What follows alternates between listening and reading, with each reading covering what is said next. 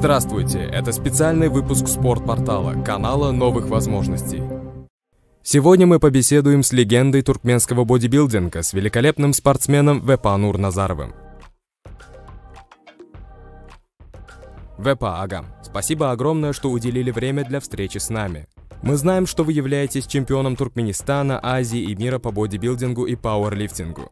Среди наших зрителей есть те, кто не знает об этом. Расскажите, пожалуйста, о ваших достижениях. Я являюсь мастером спорта по пауэрлифтингу. 4 раза выиграл чемпионат Туркменистана, 5 раз чемпионат мира и 2 раза чемпионат Европы.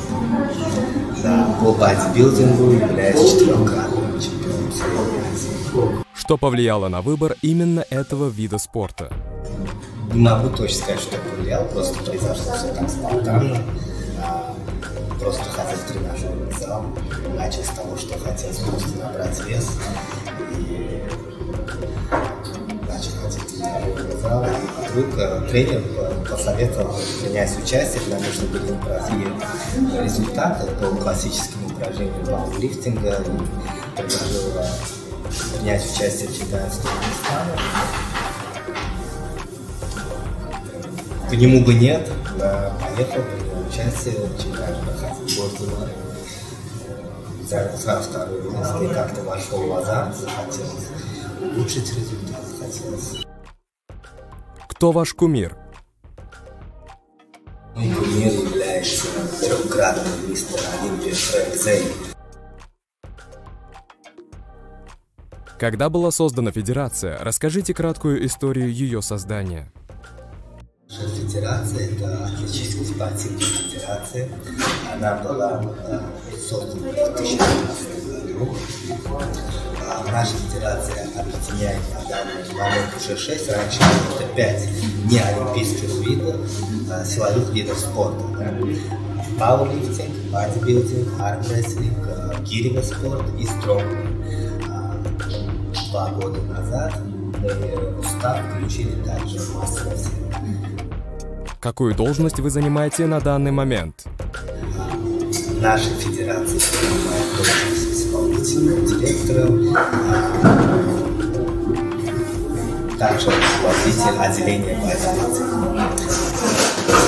Помимо этого, я являюсь генеральным секретарем Центральной Азиатской Федерации бодибилдинга и фитнеса. Это подразделение Международной Федерации.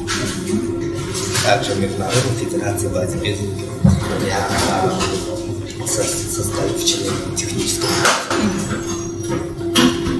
Какие проекты осуществляются и что планируется во благо развития бодибилдинга в нашей стране?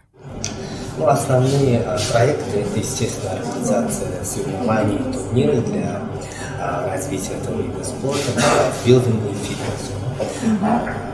Также мы проводим обучающие семинары для фитнес-инструкторов, также семинары для судей по бодибилдингу. 29 октября, то есть в это воскресенье, у нас будет, можно сказать, после пандемии первый турнир Кубок Федерации по бодибилдингу и фитнесу. Есть туркменские фитнес-тренеры и бодибилдеры, которых мы знаем. Давайте проведем блиц. Я буду называть спортсмена, а вы описывать его одним словом. Вы готовы? Рамазан Мингалиев. Весельчак. Рустам Караев.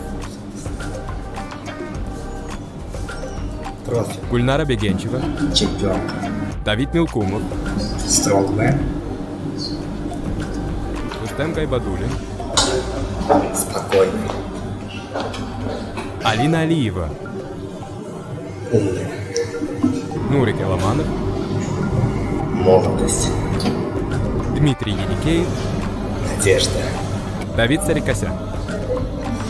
Добряк. И наш последний вопрос. Есть молодые зрители, которых вы вдохновляете. Что вы посоветуете молодежи, которая занимается бодибилдингом?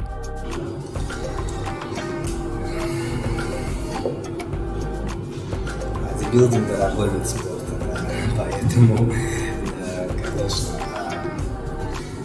что посоветовать, что Путь будет тернистый, сложный, долгий. Если действительно человек любит этот вид спорта, то не должен сдаваться, потому что на пути прогресса будет очень много сложностей. Просто надо не останавливаться и идти. Поэтому могу пожелать только удачи, посоветовать не отступать и не сдаваться. Вепа Агам, благодарю за ваши ответы.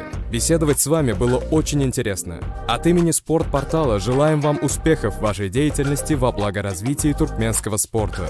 Уважаемые зрители, 29 октября приглашаем вас на открытый чемпионат Федерации бодибилдинга Туркменистана. Время и место проведения соревнования, цены на билеты вы можете увидеть в описании. Спасибо за внимание.